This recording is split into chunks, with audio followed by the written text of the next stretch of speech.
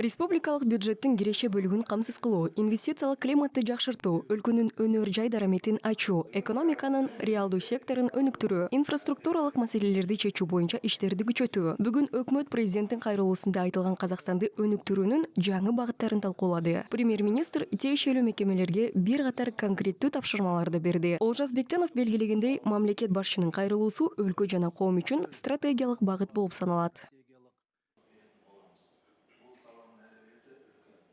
Жолдоо бизге таяу мерзимге арналган максат міндет. Биз кыска мөөнөттүү билдирүүнү гана эмес, конкреттүү милдеттерди, максаттарды жана индикаторлорду камтыган иш-аракеттердин так алгоритмин алабыз. Ар бир пункттун аткарылышы катуу көзөмөлгө алынат. Бул жерде жыйынтыктоочу натыйжа жана анын экономикага тийгизген таасири биринчи даражадагы мааниге ээ. Өкмөттүн туруктуу максаты жарандардын кирешесинин деңгээлин жогорулатуу, бизнести жүргүзүү үчүн жагымдуу шарттарды түзүү, иш менен камсыз кылуу жана мамлекеттик бюджетти сарамжалдуу бөлүштүрүү экономикалык олуттуу ийгиликтерге жетишүүгө мүмкүндүк берет. Экономикалык өрлөөгө кол жеткизүүгө мүмкүндүк береді. Казакстанда агро өнөр жай комплексин өнүктүрүүнүн алкагында айыл чарба жерлерин сарамжалдуу пайдаланууга көзөмөл күчөтүлөт. Муну жерди алуу боюнча комиссия көзөмөлдөп, анын ишмердүүлүгү реформаланат. Кошумчалай кетсек, келээрки жылдан тарта дыйкандарга жеңилдетилген насыя берүүнүн көлөмү 800 миллиард теңгеге чейин көбөйтүлөт. Бул үчүн экинчи деңгээлдеги банктар тартылат. Ата мекендик даяр өнүмдү тышкы рынокто сатууну стимулдаштыруу боюнча өкмөт тарабынан өзүнчө чаралар каралмакчы.